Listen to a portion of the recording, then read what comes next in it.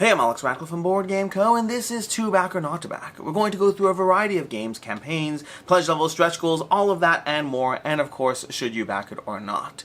Before we dive into the magical world that is crowdfunding, we're going to go ahead and start, as we usually do, with our Cult of the Now.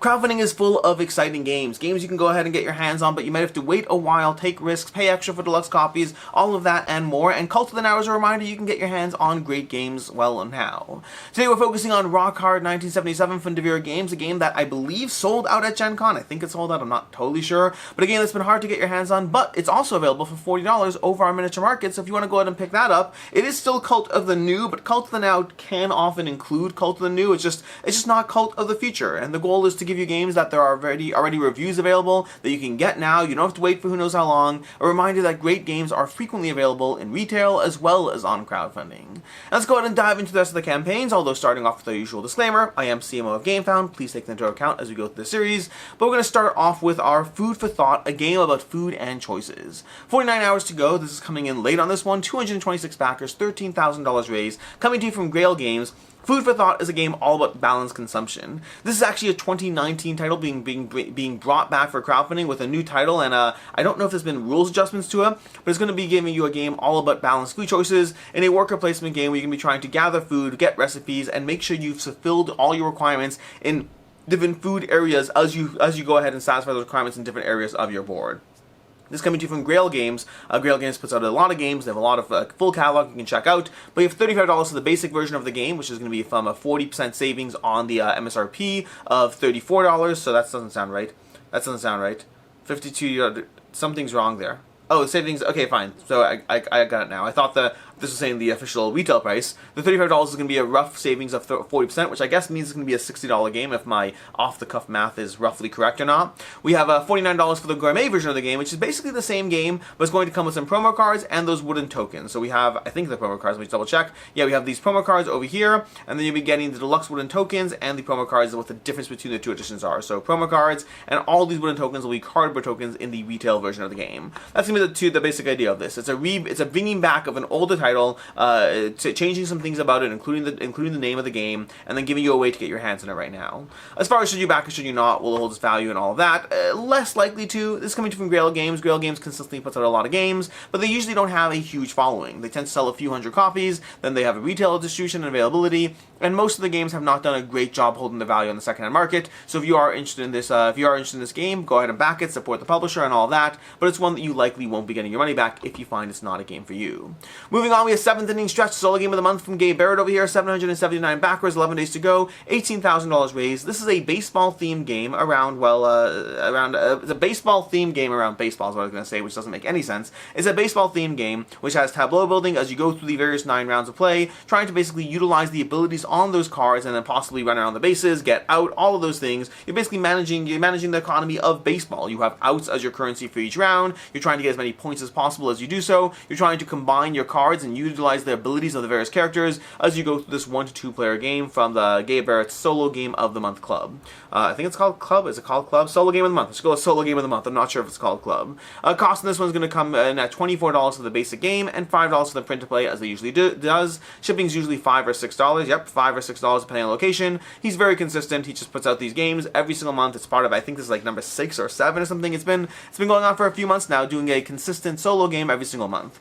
As far as should you back or should you not, will hold its value. Same thing I've said about most of the games in the series, which is he's had more or less popular games in this series. In general, sports games don't tend to do as well. Honestly, the 779 backers is almost a testament to the audience he's already built, because sports games do struggle a bit more. I think there's something about being a geek or a nerd where you're a drop averse to sports, where there is that ancient divide. Not to say you can't play both, not to say you can't do both now or in the past or whatever, but there historically was a separation. I think that, speaking for myself, I'll speak for myself here, I tend to be a bit resistant towards sports themes games because I'm like, that's not...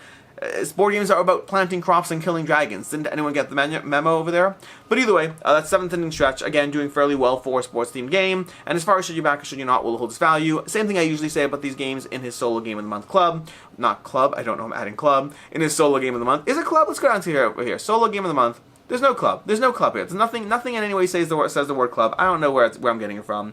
But going back to the usual things I say about these games, these are kind of one and done print runs. You know, he does the GameHound campaign, he prints whatever extra copies he needs, and then he just goes ahead and sells these games. There's no retail, there's no conventions, there's no real long-term longevity to these over here. And so if you do want these games, most of the time they aren't going to hold their value, but it is a good way to support a small publisher, guarantee access for yourself, because otherwise you're relying on the secondhand market, and then every once in a while there will be that one hit that does. I don't think this is going to be that one that does hold its value, but if you're interested in it, this is likely the easiest way to get your hands on it. From there we have Bloodstone, Dwarfs, and Djinns from Wallace Designs. Bloodstone, Dwarfs, and Djinns is an expansion to the original Bloodstones for 1,300 backers, $177,000 raised, 14 days left to go, and this one is, well, it's an expansion. It's an expansion to Bloodstones. I think it adds new solo content, it adds 2 new factions, and more maps to the Bloodstones base game. The Bloodstones base game is basically area control, dudes in a map style game with chips effectively. These chips are going to be represent units. You can place them on the map as units, but you can also use them as orders and activations to be able to upgrade and move and do all these things with your units in the game. So if you ever played games like Undaunted, it kind of has elements of Undaunted, but I don't think it's really typical bag building in that sense. So elements of Undaunted while being very much a different beast, coming to you from Martin Wallace, very much a legend in the space. And speaking of legends in the space, the solo design is being brought to you by David Tercey. So in Bloodstone, Dwarfs, and Djinns, the solo design is being brought by David Tercey, who's known for doing a ton of not just games in general, but very much known for his solo designs and whatnot. And the original Bloodstone did have solo. I think there's new tweaks to this one. I'm pretty sure the original Bloodstones, you know, I'm not sure now. I think the original Bloodstones had solo, but I haven't actually played it myself, and I'm not entirely sure because there's a new solo mode. Let's go over here. New factions, quests, and solo mode. Let's go through here. Quest and solo mode. Solo mode. The new solo mode builds on the mechanics of the solo campaign. Yes, there was. Okay, because for a second there I was like, wait, why do we have a solo mode if the original game had solo? I am right. There is a solo mode, and there was a solo mode. This is a brand new solo mode for the game. As far as the rewards over here, we have $105 for the Mountain King's Pride. We have of Sand and Shale for $55. It's going to be just the expansion. Mountain King's Pride is basically giving you all the various extras and add-ons. So like, you know, the new tracking mats, the various those trays to hold your tokens, things like that. Basically extras for the game. Of Sand and Shale is $55 for the expansion. We have the deep halls for $144 over here, which is giving you the expansion and base game actually at a discounted price. The base game is coming at $99 and the expansion is coming at $55, so you're saving $10 by getting both together at the same time. And we have the Djinn Sword for absolutely everything for $200, giving you a decent expansion on a ton of content for the game. And then we have Merchant's Prerogative, which is for retailers and whatnot. Then from there we also have, like, you know, various add-ons or whatnot, just if you want to get those things individually, you know, name a map. If you want to name a map, there's 2 left for people who want to name a map in the game, things like that. And then we have the how to play and overview and all that. As far as should you back or should you not, will it hold its value? Overall, mostly, this is one, if you look at the original Bloodstones campaign, the original game was around $100, just 155 Australian dollars and whatnot, it's around $100. And then if you look at the secondhand market on this, people are selling the original game for either at or above what they paid for it. Meaning on the low end, if the secondhand market is anything to go by, on the low end, you're going to like lose your shipping. Basically, you'll get your money back, but you'll lose whatever you paid in shipping, which is a cost, but at least it's a decent cost as far as if you want to try the game, see if it's for you. Losing a little bit's usually not the end of the world. You got to play the game. That is the point, the reason you backed it. This is just about whether if you find it's not a game for you, can you get your money back? And in that case, again, mostly yes. That's in the low end. On the high end, people are selling it for, you know, easily more than what they paid for it. Again, sales are all over the place, so you can have it a range. But I'd say the low end is you lose shipping. The high end is you actually make money on this one. So overall, I'd say this one does have a good audience. It's rated as 7.7 on Board Game Geek, which is a good rating. It is solo friendly. It is multiplayer friendly. It doesn't have a wide retail availability. All of those things, plus the deluxe content, all that gives us a good reason for it to be one that if you are interested in it and just aren't sure if it'll be for you or not, you can probably more safely take that risk. Moving on, we have the Great Commission, a strategic card game. 265 backers, 27 days to go. This is a tableau builder from the creators who've actually been doing comics. So if you look at their campaigns, they have 11 created here, but I believe they're all comics. I didn't click through every single one, but I think those are mostly comic book creations, and they're taking that art and they're bringing it to a tabletop board game. This is going to be a tableau building card game. So a tableau building card game, you're going to be gathering cards. You're going to be trying to how to put this? You're going to be basically trying to expand your church or expand your mission and whatnot, trying to incorporate people, dealing with the troubles of the various people along the way. You know, if people come in with their afflictions, their hardships and all that, and you have different locations and different characters you're going to be going through. So you choose a leader, you're going to have locations, you're trying to puzzle out your way through that in either multiplayer or a solo game, depending on how you want to play. There are a few different modes. So it's all about spreading the faith effectively in this tableau building game. As far as the pledge levels in the game, we're going to have $30. Well, before we get to the TTS game over here, we have $30 or $39 for the Great Commission card game, and then we have $46 for the Great Commission card game plus something else. What's the something else over here? This is the early bird? This is the early bird. That's the early bird. That's what we're getting over here. That's the difference between those two pledge levels. Anyways, that's basically the game. You get your face on a card for $685. 3 people have done that already. There's space for 7 more of you if you want to be on a card in this game. As far as should you back or should you not will hold this value, less likely to hold this value. Coming in at $40 for a card game. This one, in general, that's just a little pricey for a game of what this is bringing. Obviously, I'm not trying to put a price on art. Art is obviously its own thing. But at the end of the day, when you're comparing it to similar games in the space, this just seems relatively expensive compared to other similar component games, and so that's going to factor in. Again, there's only 266 backers. I think that level of interest will likely hold its way into the second-hand market as well, or down the road. So it's one that if you do back it, again, it's going to be very low print run. You're not going to have a lot of availability, so if you want to guarantee, support the creators, all of those things, there's definitely a reason to go ahead and get it, but it is one that's less likely to hold its value. We have Rival Restaurants SPORKS out, a reprint and expansion of Rival Restaurants from Gap Closer Games. 1,570 backers, $103,000 raised, 18 days to go. Rival Restaurants is a game of simultaneous play in which players are going to be choosing the locations they go to and then trying to desperately negotiate, barter, and figure out the way to buy the food they need, trading with other players, trading with the location, things like that, as you try to go ahead and get as many points as possible in the game. So simultaneous play means it works very well at higher player counts because everything's happening simultaneous, not really real time, just simultaneous, but it's a chaotic experience of trying to fulfill your restaurant's needs and all of that. The original game's been out for some time. They already had the Back for Seconds expansion way back when, I believe they did at least, and now we have the new expansion, the SPORKS Out expansion, bringing you a reprint and expansion for the game from Gap Closer Games, who, by the way, have also done Illiterati, which I think is a phenomenal game. Totally unrelated, just honestly, I don't even know if you can get it as an add-on. We'll check that soon enough, but if you can, it's worth checking that one out. I've played Illiterati. I actually haven't played Rival Restaurants. I do have it. I do need to play it. It just hasn't happened yet. In any case, over here we have for the pledge levels, we have $25 for the SPORKS Out expansion only. SPORKS Out bringing you a lot of new content as well as a new gameplay phase where you can try to buy action cards that weren't used or whatnot, or taken or whatnot. But you have a lot of new content in general, more chefs, more restaurants, more things like that. You have for $50, you have the SPORKS Out plus Back for Seconds expansion in case you only have the base game. And then for $59, you have the Rival Restaurants base game. And for $74, you have the deluxe version of the game. So that's the acrylic coins, 6 Kickstarter exclusive action cards, and increased max player count for the game. For the SPORKS Out expansion plus acrylic chefs, you have $74 in case you want that. And then we have $124 for the deluxe bundle, and then $194 if you want absolutely everything you get your hands in on the game for $194. As far as should you back or should you not, wait, I want to go to add-ons. Are there add-ons? Do we have Illiterati? I don't think we do. Oh, we do. We do. Illiterati is available.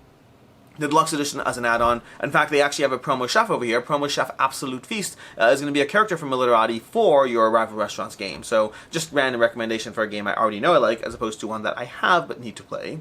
As far as should you back or should you not will it hold its value, unfortunately less likely to hold its value. If we look in the second-hand market in this one, the deluxe version of the game is frequently going for roughly what the retail version will cost you right now. Like you can buy, the retail version of the game was, what was that, $50 something? It was $59. You can get the deluxe edition on the second-hand market for often less than that price point. So this is one that hasn't held its value as much, and that's obviously you have to factor in the shipping costs as well. So it's one that if you want to support the creators or guarantee access to the content, and there is that additional aspect, if you already have the base game and you just want the SPORKS Out expansion, it might be hard to just find that on the retail, on the second-hand market. So if you're trying to get your hands on this game, there are many reasons to go ahead and consider getting this, but if you are concerned with whether you will or won't get your money back if it's not a game for you, less likely to do that overall. Moving on, we have Turn on Og, if I can find my mouse over here, Turn on Og reprint, expansion, and more. Another reprint and expansion, this time from Grand Gamers Guild. We have 700 backers, $25,000 raised, and 19 days to go. And this is basically a reprint of Turn on Og, as well as a small expansion giving you new locations in the game, which is an important part of the game because the locations are all about, I don't know if they're called locations actually, the new scoring criteria, which mixes up the way you're trying to score the game. In Turn on Og, basically you have an action selection system where you're placing your pawns on a central grid that's going to change depending on the player count, and then you're going to be drafting those cards from that central grid and then placing them into rows on your board. Every single round you're taking 3 cards. You're going to be taking 15 cards total for a total of 5 rounds of play. And the thing is, each of your 3 rows of 5 cards each of your 3 rows scores differently. And so you're scoring for the criteria that the rows give you, which could be things like ascending order, linked colors, things like that, all different rules and restrictions in place, but you're also scoring for your largest grouping of each territory. If you have the most, you're going to get bonus points for that as well. And so you're trying to balance those things. You're trying to balance the color of the general scoring, the individual rows and their requirements, and trying to figure out how to get the right cards that will help you win the game. This expansion, the base game, that's the base game. The expansion is going to be adding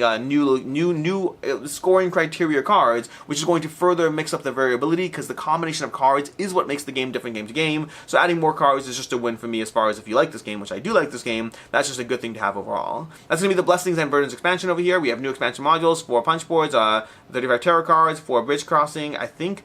What are these for as well? Does it add it? Is it that adds a new player? It might be that it added a new player. I don't recall if it is. We also have the Journey to Tir na Nog expansion over here, an 18-card escape room game. This is going to be a totally different game, not actually related gameplay-wise to Tir na Nog, but rather as part of Grand Gamers Guild has a little line of escape room games. So this is one that's just themed around that. I'm not saying you should or shouldn't get it. I just want to make it clear in case you're looking at this campaign, you're like, I want all this stuff for the game. This is a separate game entirely with the same theme. Again, if you want to get it, just make sure it's clear. We also have a testimonial called I Really Like This Game from Board Game Co., which honestly I probably could have done better. It is true I really like this game, but I just feel like that again, he pulled it from my video, so it's fine, whatever works for you. I feel like that's just a little dry. I think Tir na Nog has a testimonial for you.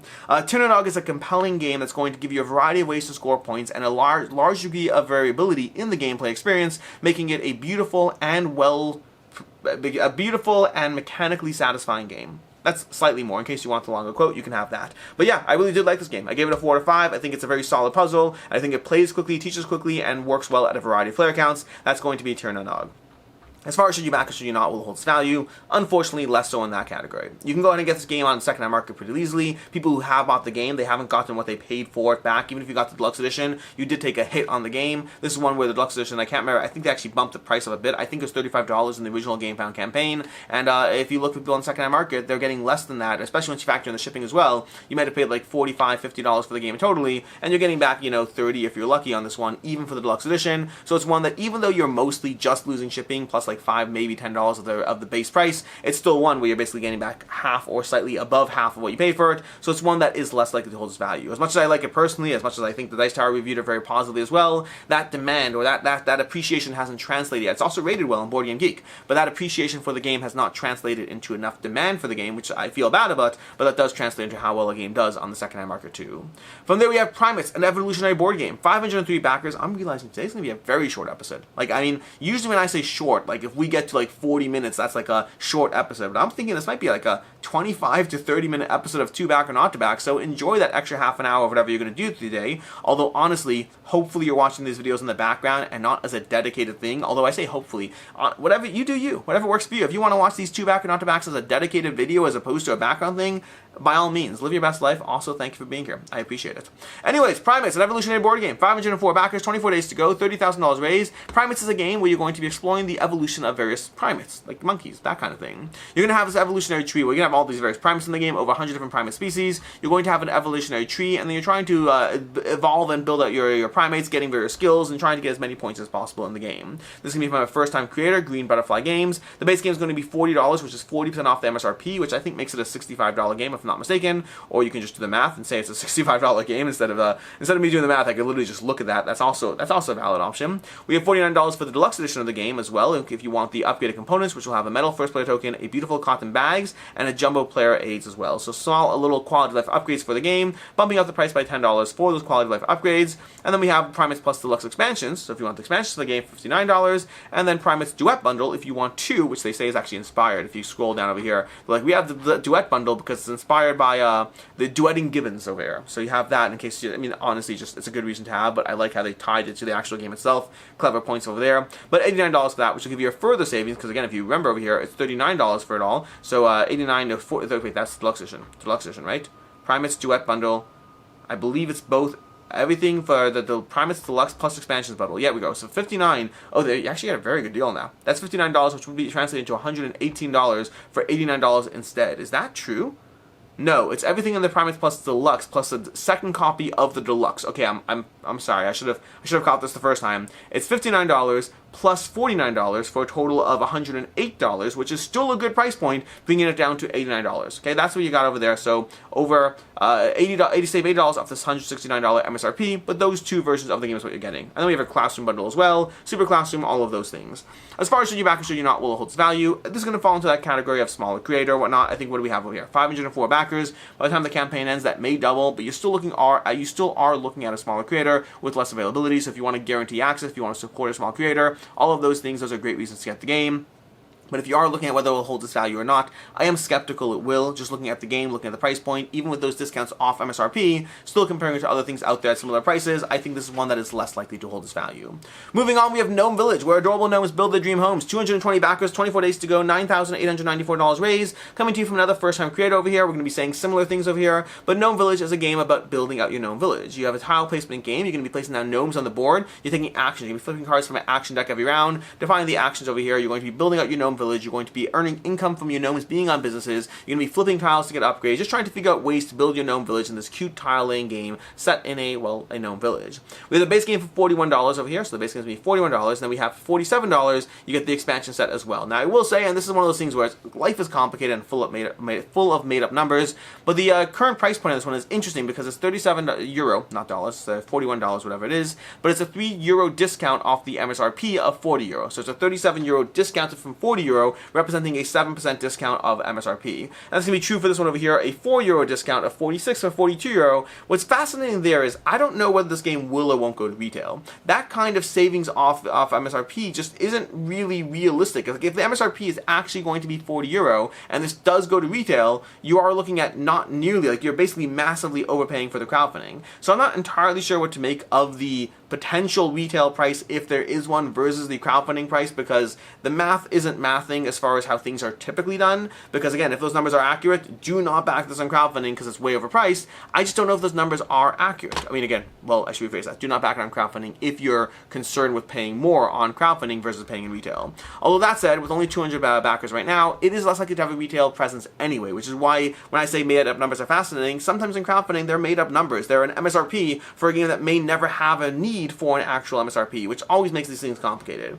As far as should you back or should you not will hold its value, unfortunately again, price point versus components versus gameplay, smaller creator, less interest, it's going to be a similar situation to Primates. I think Primates is doing a little better, but overall Gnome Village is still in that place where if you want to support the creator, if you want to guarantee access, that's the best reason to get this on crowdfunding. If you are concerned with best price point or whether it holds its value, then I think unfortunately this is less likely to do so.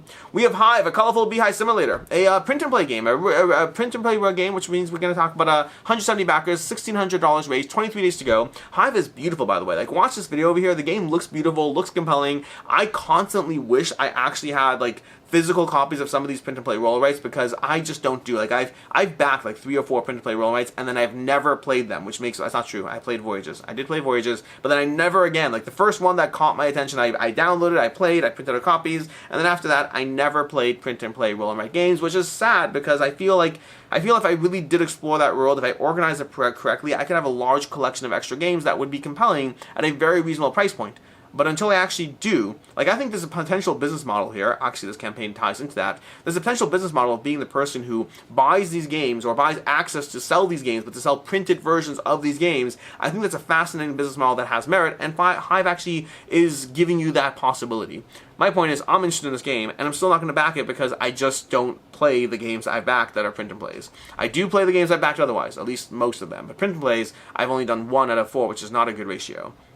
Anyways, over here, we have Arabellum Games, another first-time creator. We have the HYVE base game for $5. We have the HYVE All-In pledge for $9, gives you variable difficulty levels plus 2-player version of the game. And then you have the merchant license for $79 that gives you the right to sell physical copies of the game, but not the digital copies of the game. So basically, don't pillage their market, but they're like, whatever, we're not printing this anyway. If somebody wants to turn around and sell those, like, sure, buy our merchant license for $79. And one person did. So whoever you are, one person, if you actually plan on selling these over here, shoot me a line, because I could be tentatively intrigued by that to buy physically printed copies. Like, the main thing is I want a box. Like, I can possibly do without a box if they're in like this one large collection. I don't know, whatever. It bothers me. One day I'll come to these things, but today is not that day.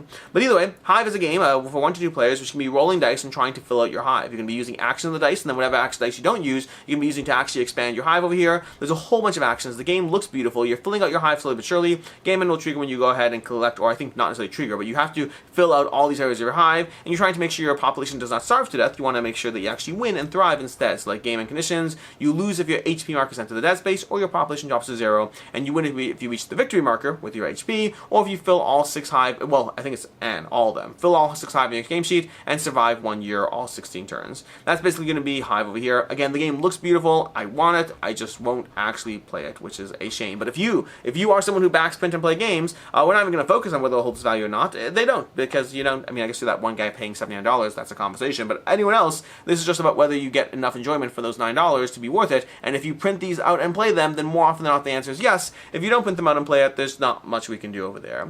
Then we have One Deck Dungeon, our last campaign for today. I told you today's going to be a short one over here. $130,000 raised so far, 1,700 backers, 44 days left to go. One Deck Dungeon from Asmati Games is going to be bringing you the original One Deck Dungeon and Force of Shadows, but also Relics of the Forge and the other thing over here, the Abyssal Trove over here, whatever that is over here. So the Abyssal Trove and all that, as well as that into a giant vault case. So if you want all that in a clever little vault case, you have that there.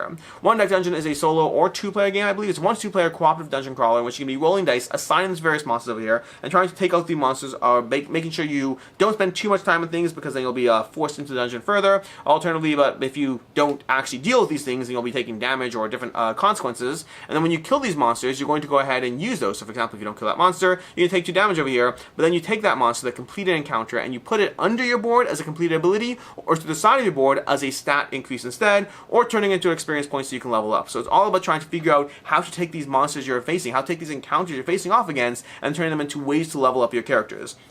Then you basically need to go through the dungeon 3 times, trying to figure out your way through this over here, taking the things down, and trying to survive. That's the basic idea of the game. But alternatively, you might lose a lot. And the good news is that when you complete encounters over here, you're going to be able to go ahead and, in a roguelite style, you're going to be upgrading your various stats over here, so you can go ahead and start your game with extra health, or with skills, or having extra items, or things like that as you go through the game. So it does have a roguelite element to power you up in the game experience. Relics of the Forge expansion is going to be introducing Relics and the Forge. Relics are going to be new items over here you can get for that item, for the dungeon, and the Forge is a new way to go ahead and each time you complete encounter with 12 or more fuel, the Forge will consume it, so you're going to be going ahead and dealing with some sort of trade-in and payoff system of the Forge as well.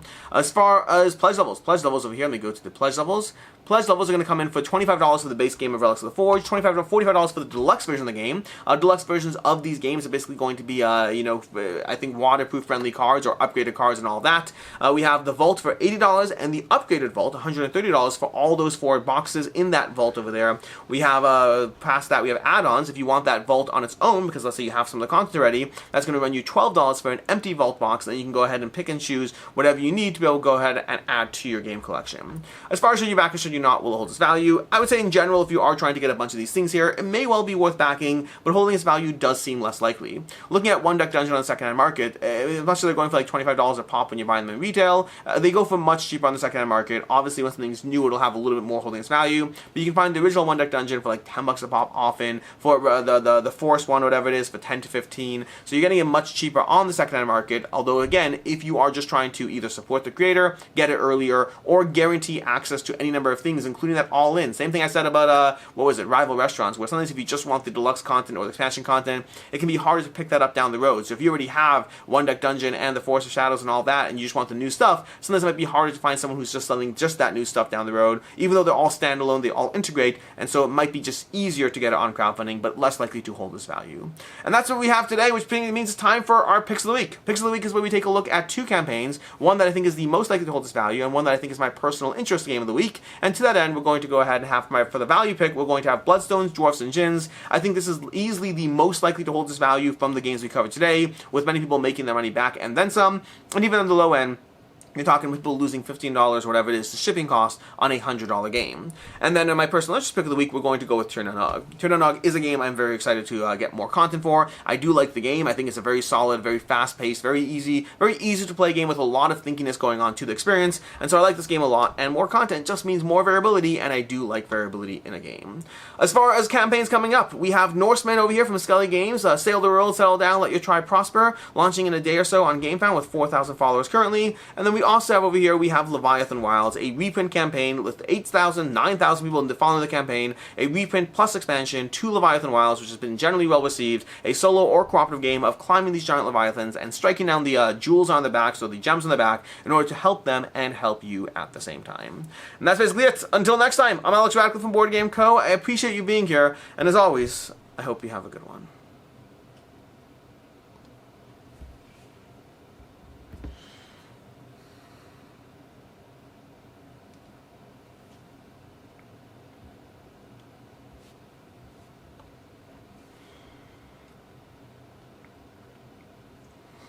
I saw someone waving at me the other day, but I wasn't sure if they were waving at me or like someone behind me.